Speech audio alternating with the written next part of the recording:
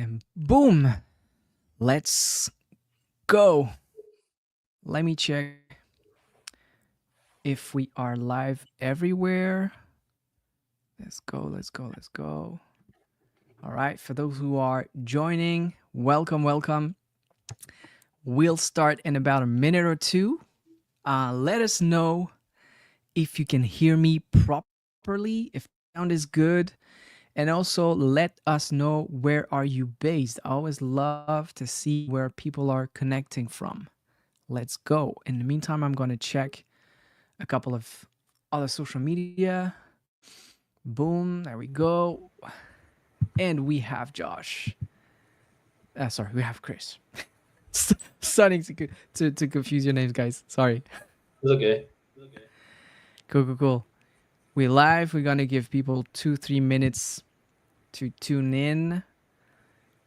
And there we go. Let me check this. All right. This is good. Okay, we're live on LinkedIn as well. Welcome to people joining from X, from LinkedIn, from YouTube. We'll start in about a minute. There we go. Yep. All good. Let us know if you can hear us well, if you can hear me well. Krish, can you hear me well? Oh, yes, I can. Okay, excellent. Go. I'm just gonna do like a final check, and then we'll be able to start. I think maybe Josh is having a technical difficulty. Yeah, he's in the backstage, so we can see him. So that's good. Just don't hesitate to use the private chat if you want to reach out to us. No, cool.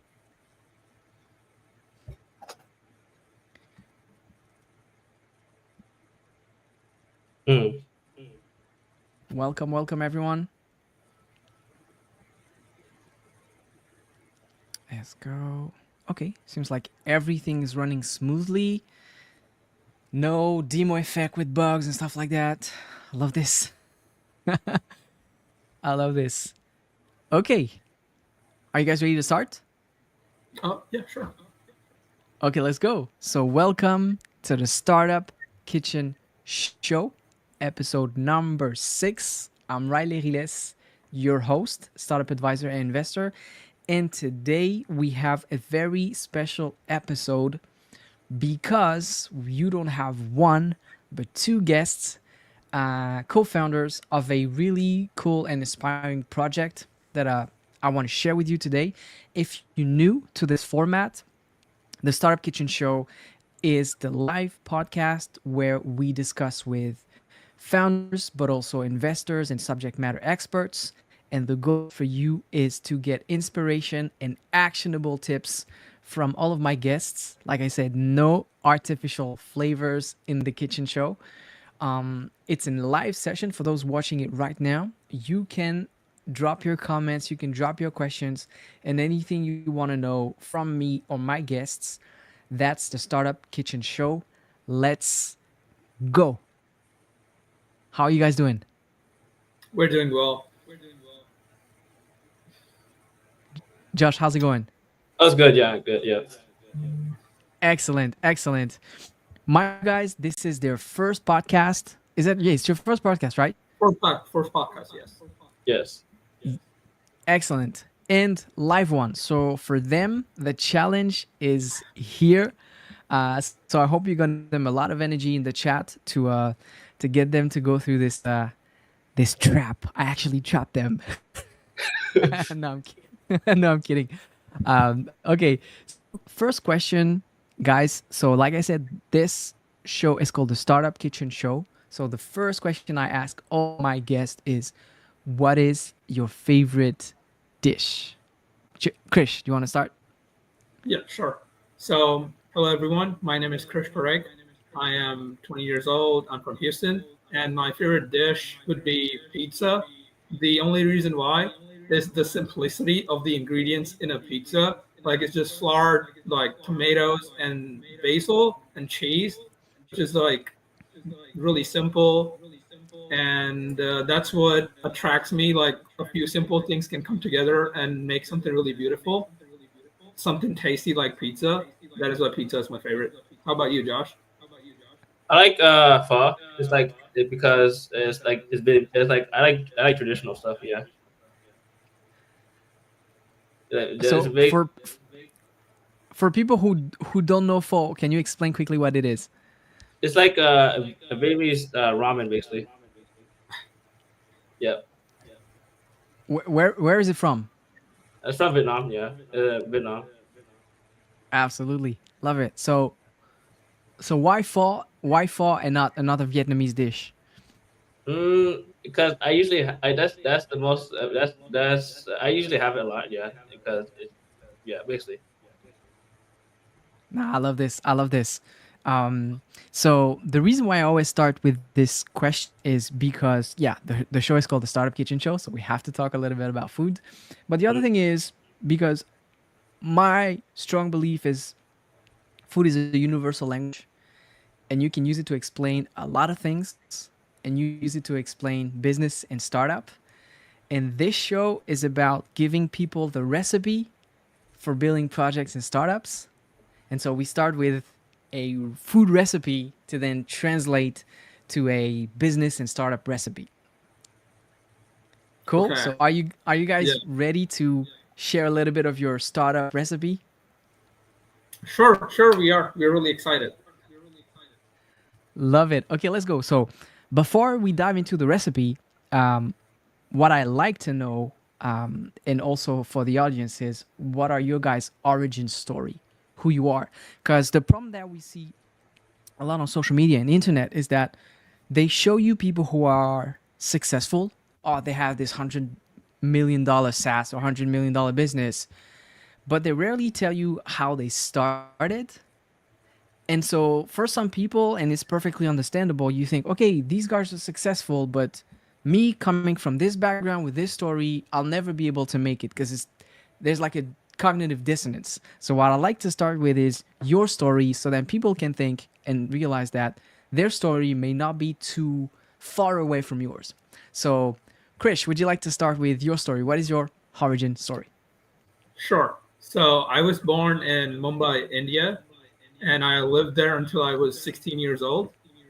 And I was, as a student, I would say I was a really bright student, but I was really lazy because I did not like repetitive work like homeworks. And my teacher would describe me as, really problematic or the mischievous kid in class. And so, yeah, I grew up with that. I I caused a lot of trouble in school as well, and even outside school, because I was really curious as a kid, which I consider to be one of my really great attributes. Like I'm curious to know about stuff, understand stuff, and how stuff works. And at the age of 16, I moved to Houston, Texas, from India, and I started my high school at Dulles High in Sugar Land, Texas, and it was a really big change for me. The whole environment, the community, the people, the culture, it was a really big shift. But since I come from a metropolitan city like Mumbai, I could adapt easily among people, and I've always been learning English since I was like 5 years old. So it was really easy for me. And at that point, I realized, okay, all what that I learned throughout my life is somewhat useful to me down the lane, because all that English that my teachers in school, my parents taught me, it's all coming to use.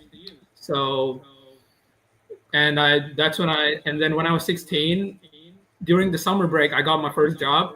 I used to do marketing in a used cell phone store. So how that would work is like, there's apps like OfferUp, Facebook Marketplace, and eBay, which offer like pickups.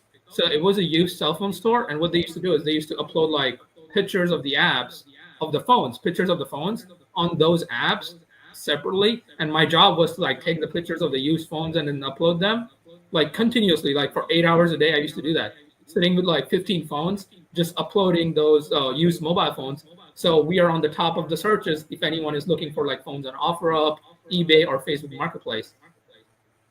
And then we used to get leads, and then we used to be like, hey, we own a store. You could come here, take a look. If you like the phones, then you could buy them from us. And when we told them that, the people would be like, oh, this is really cheap to be getting a phone from a store, because what you expect is like you're gonna meet up at a shady place on from Facebook Marketplace, and then you're gonna pay them, and then the phone's gonna be a fake or a counterfeit or something, or they're gonna get robbed. That's another big problem. So that was a great learning curve, like how you could use such a simple tools and market yourself or market your product online. And the so my dad had a rule like I could not work during school, so I used to work over the summer only. And then that was the summer of before my junior year, and before the summer of my senior year, I worked in a laundry. And what I used to do is I used to manage people there. So I used to manage like 20 people who used to work at the back of the laundry, and I used to handle the front with like handling cash, talking to customers, getting feedback. Sometimes they used to scream like, "Oh, my clothes aren't ironed properly," and then so that was my first experience with dealing with customers in person, making them understand, convince them like, "Hey, I understand it's our fault. We'll fix it." Customer problem solving stuff. So I think the first job taught me marketing. The second job taught me like how to deal with customers in person, because angry customers, they are the worst. You got to satisfy them some way, shape, or form. And then when I graduated high school, I worked at this family-owned jewelry store here in Houston, Texas. It's called Care 22 Jewelers. And at that point in time, they had a website, but it was not as good. So what I did was I started working there. I managed their website and their their Google Ads and Google Ads marketing. So I did not know any of that, but I taught myself through YouTube. YouTube was a great asset to me. And then I taught myself how to build a website and how to do Google marketing, and sell stuff on through Google SEO and all that stuff. And yes, so I helped them scale their online presence on Google in that family-owned jewelry store. I worked there for a year, and it was a great experience. They were great people. I also learned sales there, how to sell a high-ticket item like a jewelry, which is which takes a jewelry is like something that people are going to wear for years, and to convince a person to buy your product is really specific, and people, they want something that they're going to like for a longer period of time, because a jewelry stays with you. It's like a piece of affection. So selling to customers there in that jewelry store, and doing online marketing and SEO stuff and building websites taught me a lot of stuff that I used in our startup as well. And the sales part gave me confidence enough that I could sell a high ticket item. And now I'm here. I'm an electrical engineering major in college, and yes, we're building our venture. So Riley, I think you're muted.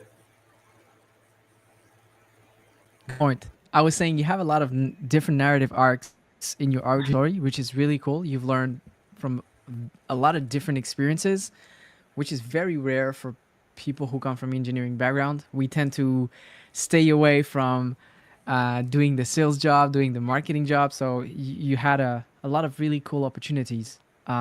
Interesting. What about you, Joshua? Do you want to share with us a little bit of your origin story? Okay. My name is Joshua, and I'm the CTO and full stack coder of the startup. I basically built this whole app on the guidance of Krish. Yeah, Krish's idea and guidance. Yeah.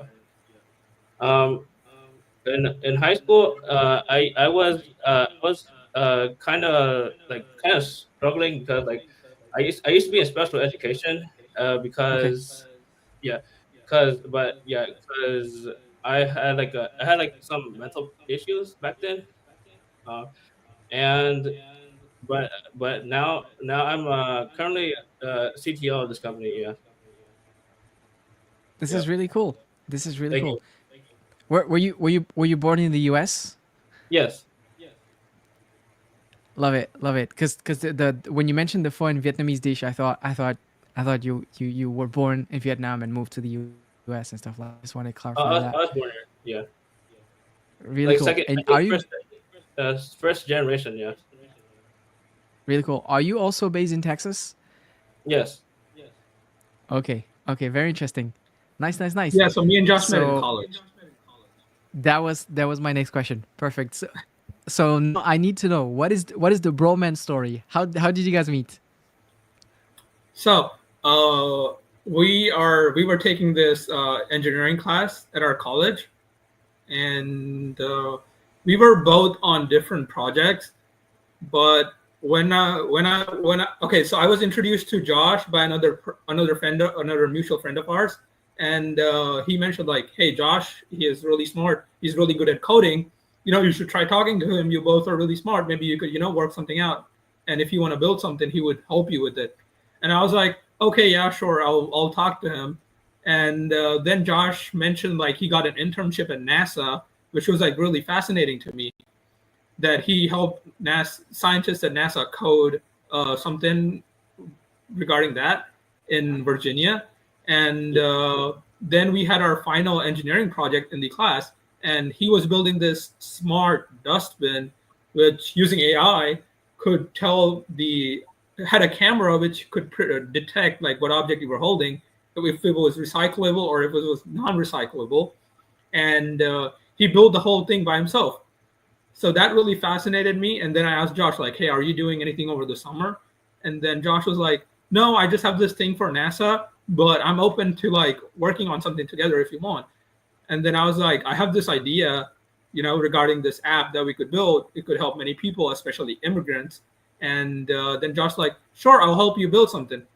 And then I was like, have you built something else? And then he showed me this app, which was like a mass texting app that real estate agents could use, that he built by himself. And real estate agents could select like one property and send it to like hundreds of people at once through like direct messaging, text messaging. And I was like, wow, this is really cool. And I was like, I'll email you about the thing that I have in my mind, and then maybe we could work something out from there. So that is how I met Joshua, and that is how we started building our venture together. This is super inspiring. Joshua, I have to ask, what made you say yes to the partnership with Krish? Well, I think this would be. I thought this would be a good opportunity to challenge myself basically, and try new things as a startup. Yeah. Really, do you mind if I ask you about that NASA project? Because I'm sure like our viewers are dying to know, how did you end up working on the project with NASA? As I have a couple of friends who are part of the loop, but I haven't met someone that young doing that. Can you tell us a little bit of that story if you're comfortable with it? Okay. It's called NCAS. Uh, maybe maybe see what's called. CAS. NASA Community College Aerospace Scholars. Yeah. Basically, what this does, it has like three missions, where you can you have to for the first mission you have to write three essays in total, and the second mission you have to kind of wait. Well, it's been a while since I've done it, but it's like you have to write make a like a like hmm it's like a picture, something. It's like you have to make a diagram or something, and with a team. And the third mission is where you have to you go to Virginia actually. Yeah. So yeah, that's where that's yeah, and you get like a $400 stipend for this. Yes. So This is super inspiring. This is super inspiring. No worries. And mind you, this is live, and our guests are super young, so it's perfectly normal. They're a little bit stressed. That's their first podcast, so yeah. understand that. It's not easy for everyone to do this kind of exercise. So, huge respect for you guys. You have a really interesting story, really inspiring. And now I want to dive into the the topic of this session. You building a tool, and I'm not gonna spoil it. Before we sort of reveal what that tool is, what that SaaS or software is, I want to understand more about what is the problem that you have identified and why did you decided to take a challenge. So, our starting with this, we are building something in the legal service industry. It is a $1 trillion market to start off with, Mm-hmm. and out of which, like, $500 billion worth of market is non-corporate, which includes like family law, and immigration, and then criminal law, anything with general people, general public. So we looked at it, and then we saw, okay, this is a huge market, but there hasn't been any changes in the market or how the process works of hiring a lawyer over the past 20 over the past 30 to 35 years. Since the invention of telephones, it's been the same. You call your lawyer. So, it's a line. It's like a cliche, like, okay, I want to call my lawyer. Like, what? Like, that has to change over time. Like, first you used to call the restaurants. Now you don't anymore. You order food on your phone, right? So, Absolutely. like, I was like, so I just got like this, like a realization, like, okay, why hasn't this changed? What's stopping people, or what's stopping the lawyers themselves to like bring a change in this sector or this method? But like, as they say, like, if it's not broken, don't fix it. Yes, like, I get that point. But like, this is really broken, and people don't realize that, because the communication with the lawyer is scattered on phones, emails, and messaging, and sometimes like a Dropbox, or like a place where you upload your documents, or DocuSign, like five different apps or platforms. So at that point, I thought, what if we just bring all them together into one and make it easier for people to like book a consultation with a lawyer in less than 5 seconds? And that was like our main tagline, like, hey, you can book a consultation with a lawyer in less than 5 seconds. Okay. I was about to ask you what's your 1 minute pitch, but but I think that's it. Can you just give it again to people? This is the pitch, and this is where you can drop the name of the product. So Case via Us is a legal service marketplace where you can book a consultation with a lawyer in less than 5 seconds. And end of the show. Bye. Yeah, there's more to it, but the initial MVP, you can achieve this with our initial product that we have live right now. Okay, so here's a tricky trap question. When you say book a consultation, does it ultimately end up with a call? No, it doesn't. Well, it could end up with a Zoom call, or maybe you have booked a consultation and you want to meet the lawyer in person. But the communication would be through our in-app encrypted messaging that we have built. So no more like phone calling the assistant and being like, hey, is this time available? And they're like, oh, we will call you back. Then they hang up, and then the next day morning you call them back again, like, hey, what happened? I want to book the consultation with this lawyer. And I can understand lawyers are busy, their legal assistants are busy, and they have better things to do than answer the phones for people and be like, hey, this is the time you're supposed to meet. Sometimes they reschedule, right? And you're not, I can understand not everyone can reach every place at every time that they have promised, or like promised to go. So this is the main reason why we built this. So it streamlines the whole process for the clients and the lawyers both. Is the problem something you've personally experienced? Yes, a big time problem. So we had this immigration lawyer. I'm not going to name drop, but when we hired them, it was all like, they were like, oh, we're going to take care of you, don't worry, and everything's going to be smooth. we'll take care of all the whole process for you.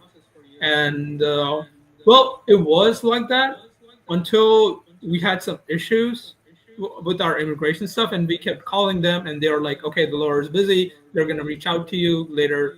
And then they never called back. And I can understand they're busy, but since just because we have paid them, we deserve a reply, or even like an assurance that we are a problem, or the problem that we want to communicate to them is heard. Which at that point I was like, hey, if I could just text them, or like if there was an app which could just be like, okay, we're going to respond to you after a while. Maybe they respond after 2 days. It's fine. But my query is heard by the right person, which is what that matters. Absolutely. Absolutely. And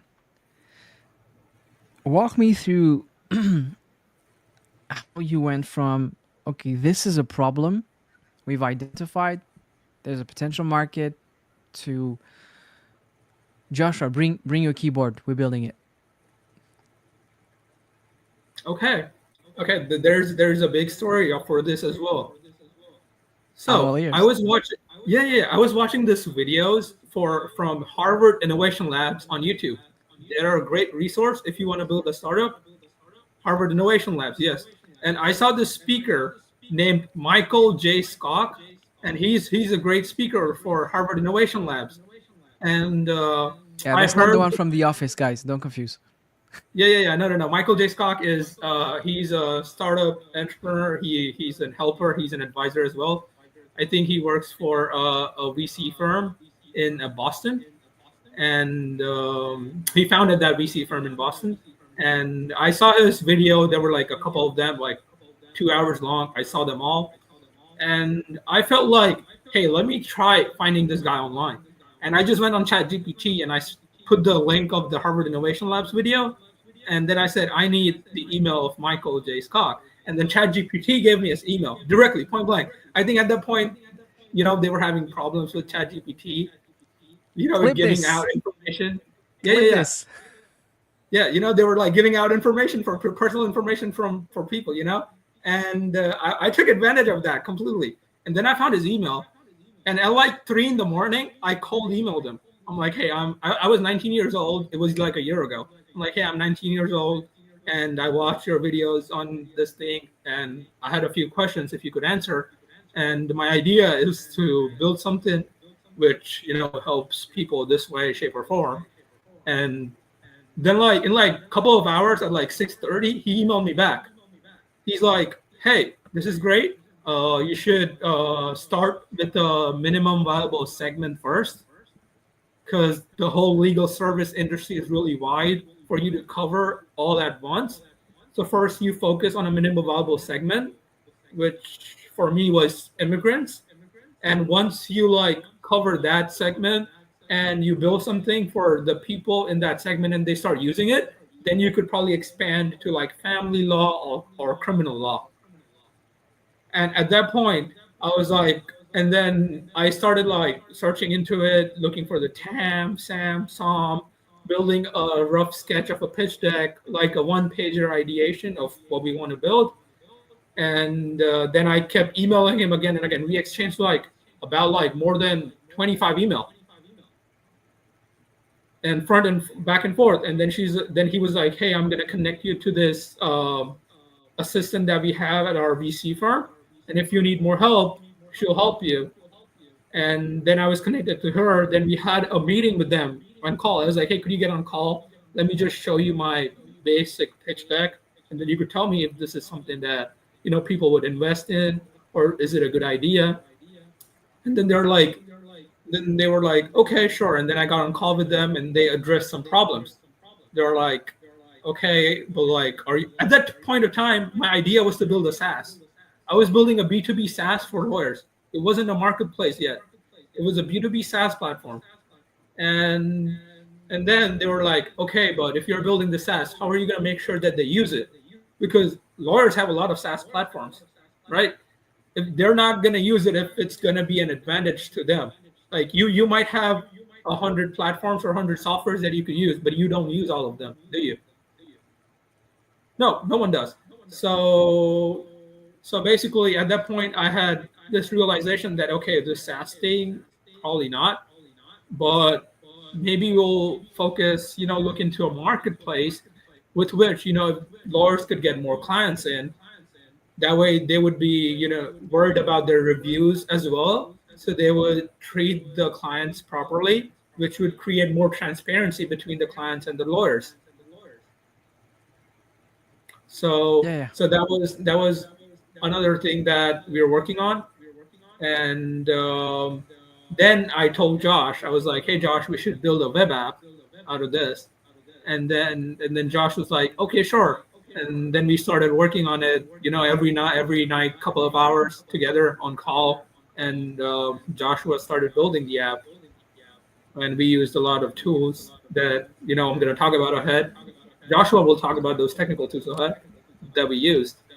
So yeah, and that was the so my thing was like one should not be afraid to reach out to people as many as they can. You never know who responds back.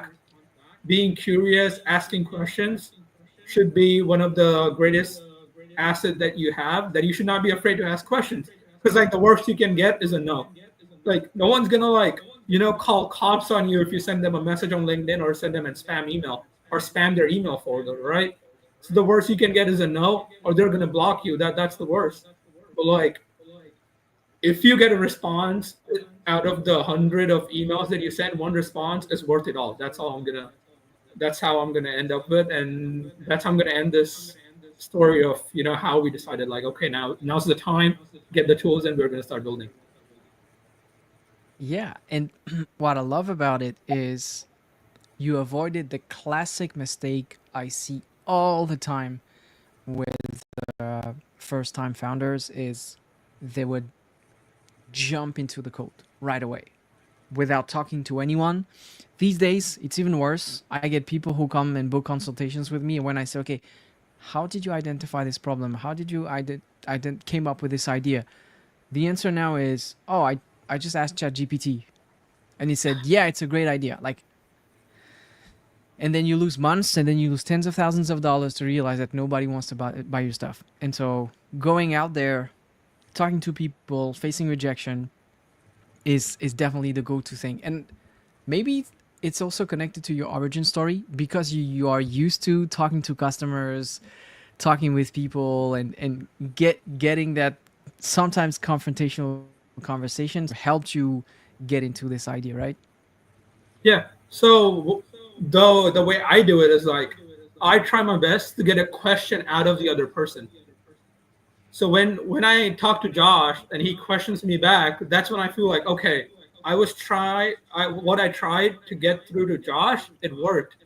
Because when you have questions, that means you understood some part of what the other person is trying to say, right? So when a founder is trying to reach out to customers, what they should do is try to get a question out of them from what you explained that you're trying to build. Like when I was pitching this idea to Josh in our makerspace in our college, which is like an area for like 3D printers, and everyone sits down and they chat there when they don't have classes. I got Hmm. an message on Instagram from one of our common friends, Chris, and he was like, "Hey, if I had the app that you're building, my mom would not have hired a bad lawyer that we have right now."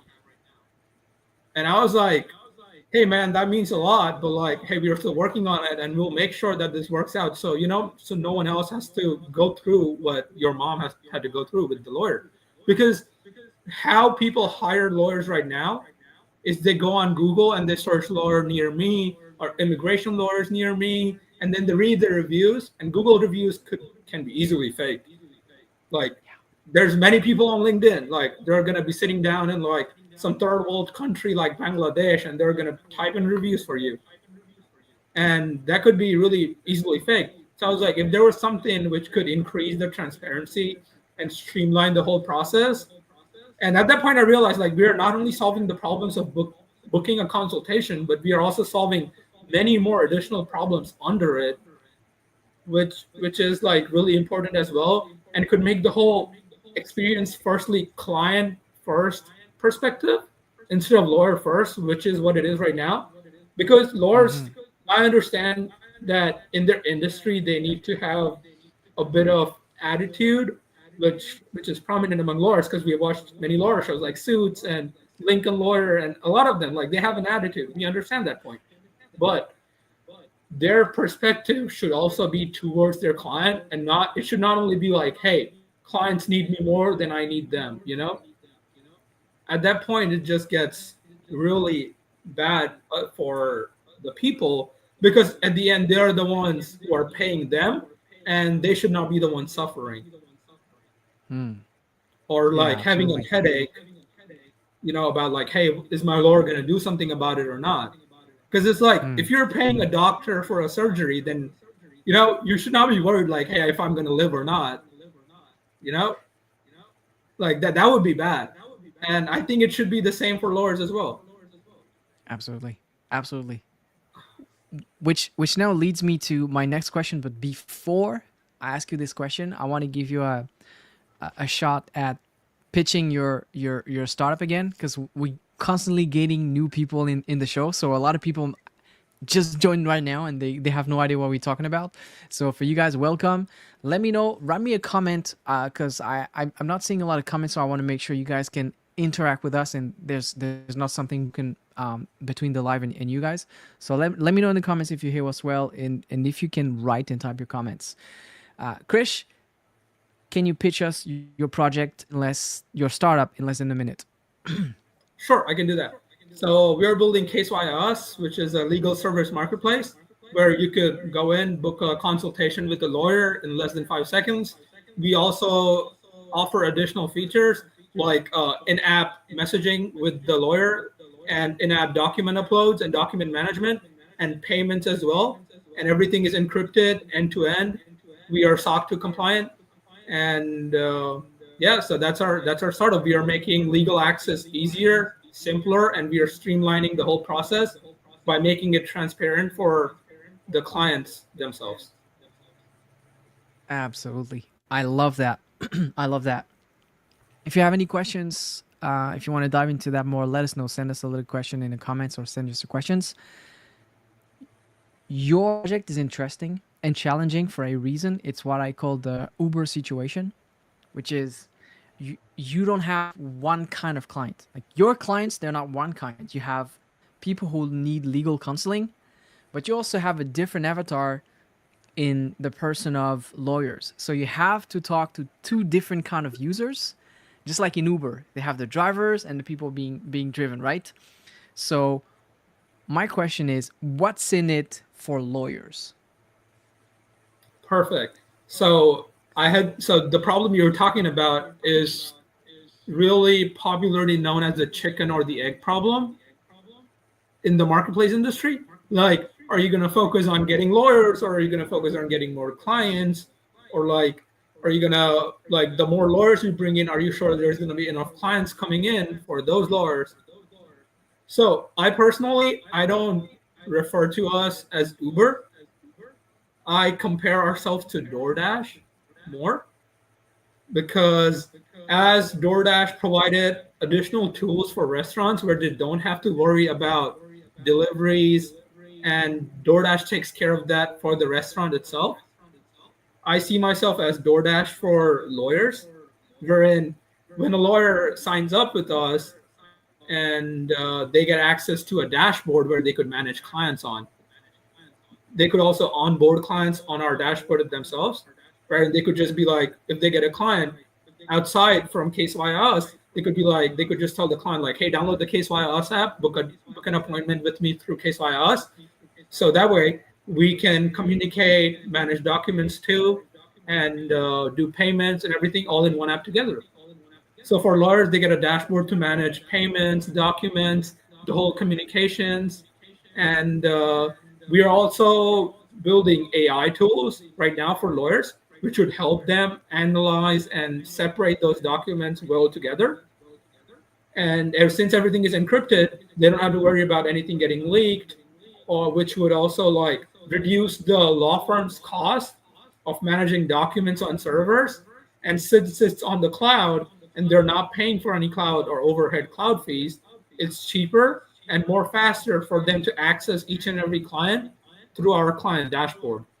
So it also sets up a system for the lawyers to communicate easily or request payments or send documents to sign. And they're going to know, like, hey, the client has received it because the client gets a notification directly on their phone and be like, oh, case via us. Damn, this is something important because it's from my lawyer. So that way, lawyers, clients, both, they're taken care of. I love it. I love it. I want to do a little segment with you, Joshua, if you're okay with that. And we can keep it really short. I'm curious about the tech stack that is behind it, and is it something that is very Krish approved, i.e., simple ingredients as a pizza, or you have like this crazy tech stack? Can you tell us a little bit more about that?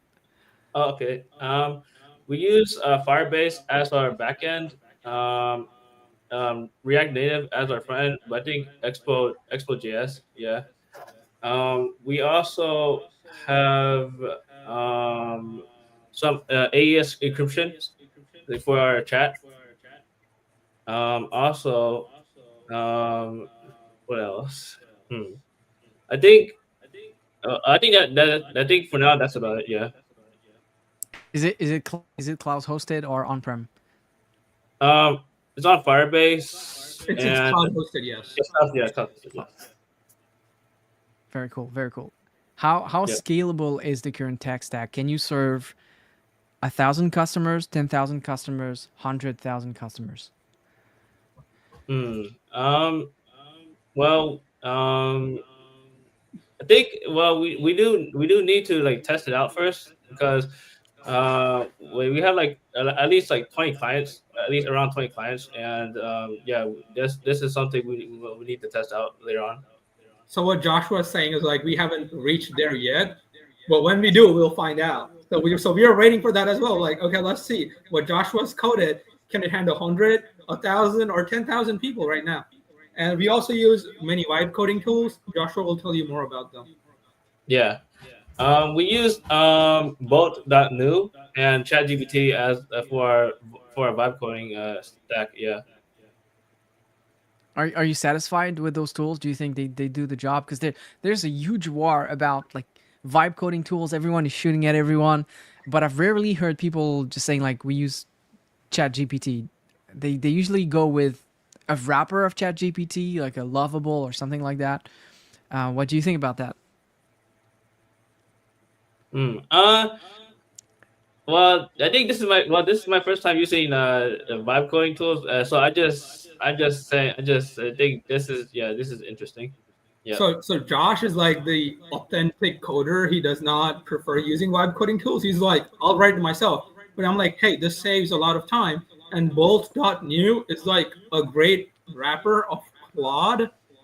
It's like Claude on steroids, as I like to describe it, for building apps. Mm. And it just requires prompts. So what we do is we type in prompts into ChatGPT. I'm just giving you the cheat code here. Okay, this is the cheat code for vibe coding, and we just put our prompts into ChatGPT and tell it to make the prompts as detailed as possible. And then we copy those prompts into bolt.new, and that generates the part of the app that we need, and it edits it and moving forward. So if we need any more additional features, bolt.new is the standard right now, which helps us. So as you can see, it's really simple. I've kept it really simple with the stack. We haven't gone any more deeper using like 4 or 5 of them. As Steve Jobs used to say, like, talk in the things of three. He had this rule of keeping things down to like minimum or maximum of 3 things. So yeah, that's what inspired me. Like, okay, we're gonna keep this simple. Let's not have too many headaches or too many things to worry about. Yeah. No, I love this. I love this. And for those who are just joining us, welcome. Krish was saying at the beginning of the show, I asked him what was his favorite dish, and he said pizza. And the reason behind this is it takes very few ingredients. It's simple ingredients, but that can create infinite delicious experiences. And so we can see the consistency between your favorite dish and your tech stack and your platform. So I love this. I really love this. We're still getting new people joining in. So again, I want you to Give me the pitch. I told you you're gonna have plenty of occasions to Sure, talk sure, about sure. what It's you fine. guys It's doing. fine. I don't mind it. I love talking about it. I love talking about it. It's fine. So we are building Case via Us. It's a legal service marketplace. It lets people book consultation with a lawyer in less than 5 seconds, and they can manage their whole case in app. We also have additional features in app like case chat, which is like communicating with your lawyers in the app itself. Case doc, which lets you upload documents and receive documents from your lawyers as well. And then we have case pay, which is like payments in app from the lawyers to clients and clients to lawyers, vice versa, both way possible. So that way it streamlines the whole process for the client. Anytime their lawyer wants to reach out to them, everything shows up on their phone with just a notification. And when, we have this tagline called, when it's from Case by Us, it's important because it's your lawyer reaching out to you. So our tagline is, when it's from Case by Us, take it because it's important. I I would love like it. I love it. to add a comment.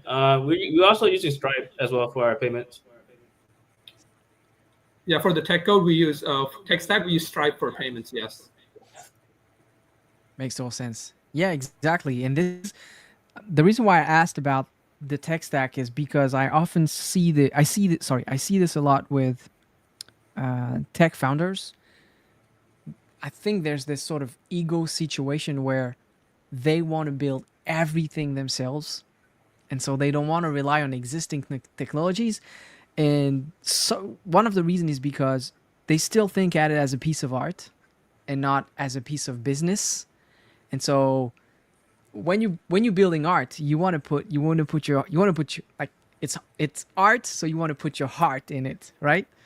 Yeah. And but sometimes for business, and I actually most of the times for business, it's not about how much heart you put in it. It's what do people get out of it, right? The value is not what you put inside. The value is what comes out for your customers, more than what you put in. So it's a very important thing to keep in mind when building a startup. But I would like to differ. But you talked about art, right? So when a painter is starting to build is painting something, he knows what he's building, which is not the same with the startup. Because startup, you're gonna iterate a lot, depending on like, you know, firstly we were a SaaS, now we are a marketplace. Tomorrow we could be something else. You don't know, and we don't know as well. So a startup founder, one quality should be like be open and don't be afraid to iterate, but stick by a few morals or like rules that you have with your startup. So like right now, we know we want to build in something for the legal service industry, and we want to help clients as much as possible. So even if it's through a SaaS or it's through a software or it's through a marketplace, no matter what, if it helps the client, I think our goal would be accomplished in any way, shape, or form. So just keeping that in mind and not being afraid to iterate, I think that would be one of the great qualities a person should have while starting to build a startup. And also, don't worry about the Absolutely. tech stack. You could always change the tech stack anytime you want. I understand it may be a lot of work down the line, but just build something right now that gets you up and running and gets you feedback from the clients or people you're building for initially. Absolutely. I love everything that you said, and that's super impressive that you guys have this level of maturity at your age, which for me signals that you'll be able to achieve great things if you stay on that path. Very interesting point you mentioned. That's why it's more important to focus on a problem than focus on an idea, because with an idea, if it doesn't work, you have to start from scratch. With a problem, if you build one idea and this idea specifically doesn't work, you can trash the idea, but the problem stays. So you can capitalize on it, and you can capitalize on the learnings that you had and try to iterate another idea trying to solve that same problem. And so, like you said, today it's a SaaS, tomorrow it could be a mobile app, the day after it could be a simple form or a newsletter. It doesn't really matter because the problem you're trying to solve stays the same. Yep, love this. That's absolutely true. I totally agree with the thing. The problem stays the same. Solutions change. Tomorrow there could be another solution could be better than us, you know. But if it helps the clients, then and if it's something that solves our problem, we were open to it. Absolutely, absolutely. Um, Now I want to know what is the state of the art. So what level is the startup right now? Uh, Josh hinted a little bit the number of users that you have, but can you give us a clear picture? Oh, sure. So right now we're at a pre-seed stage. We have booked two consultations, which were manual while we were building something. I got a call from a friend of a friend, and he's like, "Hey, we heard you know a lot of lawyers. I got this thing, and I need a lawyer." And I'm like, "Okay, I know this lawyer. He is really good at this. He helped us a lot out. Maybe I'll connect you to him." So because the lawyer thing, it works a lot with reviews, so or like feedback or like recommendations from someone else. So that's what this whole industry is based on. Just like doctors, someone recommends this doctor to you, and then you go see him if you like it or not, if it's a fit or not. But so that was like another motivating factor. Like, okay, people need lawyers, and they don't know where to go because Mm. everything online. I did the research. We did the research. There are directories, or some are like, you email the lawyer, they reach out to you back after a week or 2 weeks, which takes a long process. So we're at a pre-seed stage right now. We have one paying customer, one lawyer who has been paying us and who paid us. And I told Josh, like, hey, first lawyer that pays us, this stops being a project and it starts becoming a startup, you know, because that was a Yeah. project. And we got on call with this lawyer that I knew and through a bunch of people. Then I just called him. I was like, hey, we are building this. Would you be interested? And he's like, okay, sure, I'll book a call with you guys. So he booked a call for 15 minutes and we pitched it to him. And he was like, okay, I don't mind paying you guys, X amount that we charge. We charge lawyers $200 per month just to be on our platform. So that's our business model. Isn't So it ironic? Isn't it ironic that lawyers need to book a call with you now? yeah, that's what I told my dad the same thing. Like, first we were paying the lawyers and now they're paying us. And then he's like, okay, yeah, sure. Like, okay.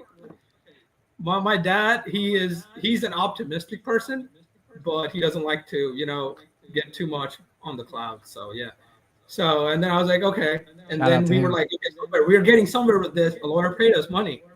And when we got paid, we stopped being a project. And and then I was like, okay, we are a startup now. We gotta act professional and we gotta change, the way our software looks, make it look a bit Mm. more professional. And then we released out the app, and that's when after that the app came out.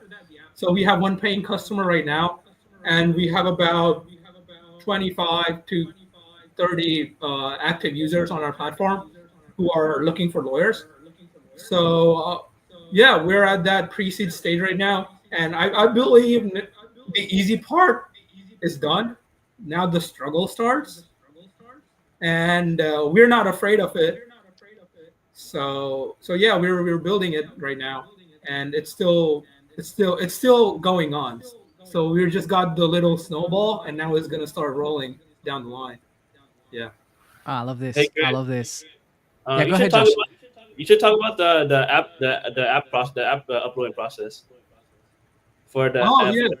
So we had a lot of trouble getting approved by App Store and Play Store. It was really a struggle as well getting it approved. So so yeah, we had to go through a lot. We had to wait like 3 weeks. I think it was 4 weeks to just get approved by App Store. Like them sending us feedback, like, okay, this is not how it should be. There should be a page where people could scroll and not just directly sign up. And Yeah, with yeah, the Joshua guideline, the has design guidelines. Yeah. yeah, design guidelines, yes. And Joshua is like awesome at that. And follow, and then Joshua just iterated overnight. And then he's like, hey Krish, I got this done. And I'm like, did you sleep? And then he was like, yeah, I slept a little, don't worry about it, but I got it done. And now we're gonna upload it. Yeah. No, I love this. I love this, guys. He's We he's like are. my Wozniak. He's like my Wozniak. That's what I call him. But Yeah. you should have dressed in black, Krish. We are reaching the end of the show. Is it okay for you if we extend for like a couple more minutes? Oh yeah, yeah, we're good. We're good. Cool, cool, cool. So, how can we help you, and what is it that you're looking for? So currently, so right now we are looking for lawyers, and we're starting it tomorrow. I'm going to be down at the Houston court in downtown. I'm going to be standing outside the court from like 8 in the morning to like 2 in the afternoon. You know, finding lawyers to talk to, giving them my business cards, talking to them, and trying to get them to use our platform as much as possible, and Yeah. getting them to sign up or get them onboarded or even get them on a call. Because I personally believe like once you get someone on a call with you and they're interested in looking for an opportunity which could help their law firm as well. And right now, my goal is to have like solo practicing lawyers and like small law firms who don't have enough technical tools that they use. They don't even have like a messaging tool. They just do on call and email. So our focus is towards those solo practitioners, and we could provide them with this tool, with this app that they could have their clients book a consultation through, and Hmm. and then that's how we would grow. But yes, and we are also actively looking for angel investors and pre-seed investments as well. Yes, Brilliant. Do you mind a little advice for your hunting tomorrow? sure. What I would do, I would leverage that as a marketing move with the building public. What I mean by that is, do you have an X account or YouTube or TikTok, Instagram, any of those things? Oh yes, we have an Instagram. Yes. Instagram. Bring your phone, bring batteries, start a live. Live the entire day. Okay. Live the entire day. It's gonna get you attention from people, and the fact that you're running this experiment is also gonna shift a little bit people's mind when they approach you, so that you can get even more impact, because people don't behave the same when there's a camera and when there's not. So if you can put a phone on a tripod and like having like a whatever banner or anything that you can use in marketing material that says, hey, um, live all day trying to find lawyer customers, this is going to get your attention. And you don't know who's going to watch this. You don't know who's going to watch it. That's true. Yeah. So that's a really great idea, and we are also looking. We also hired a marketing intern recently, and we are working Okay. with them. And we also have a salesperson who cold calls lawyers and law firms, and we get cursed at, and we have had those feedbacks too by the assistants. So reaching out to lawyers directly has been difficult because when we call, their assistants pick up and they don't transfer to the lawyers because we're not a client. So we have had that problem. So that's when we decided, like, okay, the only way to get the lawyer's attention is have a fucking banner or a billboard, stand down at the court, and approach as many people as you can, talk to them. Yeah, So that is that's a what very yeah. so just for people, to help people understand a little bit more and get a little bit of a time frame. When when did this started? We started. So we started building. So the ideation phase for me was from February to March. It took me a month, going talking to Michael I consider him as a mentor at this point. Getting feedback from him, building this. I was like, hey, can I do this? And then he's like, okay, don't do that, but look into this. Maybe this is how you could start. Find a co-founder. Go talk to YC co-founding app. Go talk on YC. Talk to a bunch of people there. Maybe you find a co-founder there. And then I started working on this with Joshua in March, and then we launched our app. We launched our web app in July or August, and then yeah, and then we started working on the final version, which is the mobile app, and then we just launched it like 3 weeks ago now. And this is while we are full time enrolled in college. Yes. So we have exams, Yeah, this is midterms, and all that stuff as well, assignments. So we have to like work around that as well. absolutely. I know the feeling. I have a I had one of my startup clients that was in the same situation. And the minute school ended, they were just full speed onto the thing and got crazy results. Um, um, can you summarize a little bit what you need and how people can help you? So currently, what we need is a pre-seed investment, an angel or an investment from an angel investor, which would Have you also act as quantified our it? man. Hmm? Have you quantified it? Like how much money do you have a number in mind? Yes. So we are looking to raise $250,000 at a post money valuation of 6 million. Yes. So that is what we are on safe terms. On safe terms. And if any angel investors or even like VC firm who invests in pre-seed are interested, they could just email us or reach out to me and Josh on LinkedIn. Brilliant. Can you give us the name of your startup again? Case via us. So you could also book and if you're a lawyer, you could book a demo with us on caseviaus.com. We have a tab that says lawyer book a demo. If you're a client looking for a lawyer, we are available on App Store and Play Store. You could download our app from caseviaus.com. If you're based in US and Canada, you could download the app from your phone. We're not currently global. We're only based in US and Canada right now, and but we plan to go global as well, because as an immigrant myself, if someone who wants to study abroad and they're from India, for example, and they want to talk to an immigration lawyer in the US, there's no way they could do that without any connections or sending emails or like calling them at like 3 in the morning in India. But if there was an app that could also, let you book an appointment, with a consultation with a lawyer in the Cayman Islands, if you're a small business or a big business, you want to book an appointment with a lawyer in Cayman Islands, case by us, if there's a global platform that helps you do that, we could, you could also do that as well using our platform. Absolutely. I love all of this. I love all of this. Guys, I have a one more thing moment because I know you like Steve Jobs. Yes, I do. um, I don't know if you're familiar, but I have a program called the SaaS and Founders Kitchen, where I help and mentor startups, solo and or tech founders, and to get them from zero to about 12K MRR. That's the average result that I'm getting with my clients. I'm about to start a new cohort next year, like we end of the year, so there's no point of doing it now.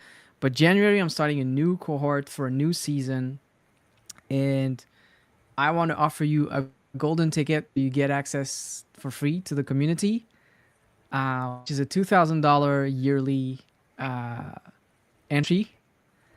So you guys can join the cohort, join the program, and I'll be able to hopefully help you, mentor you, and see if we can move the needle for you guys. Would you be interested in That that?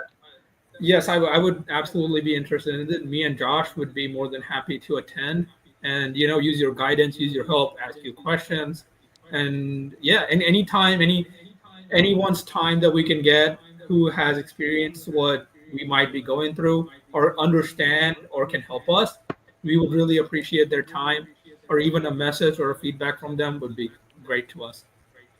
Absolutely. So yeah, I want you in the startup kitchen. So you got this golden free entry for both of you, and hopefully this can help you move forward. That's the end of the show. Uh, it was a good, inspiring, and empowering hour. I hope that you, the viewers, enjoyed it. If you want to reach out to these two folks, check their LinkedIn profile or search for Case via Us. Uh, if you want to be a guest on my show, send me a little message on any of my social media. whether you're a startup or a subject matter expert, investor, or exiter.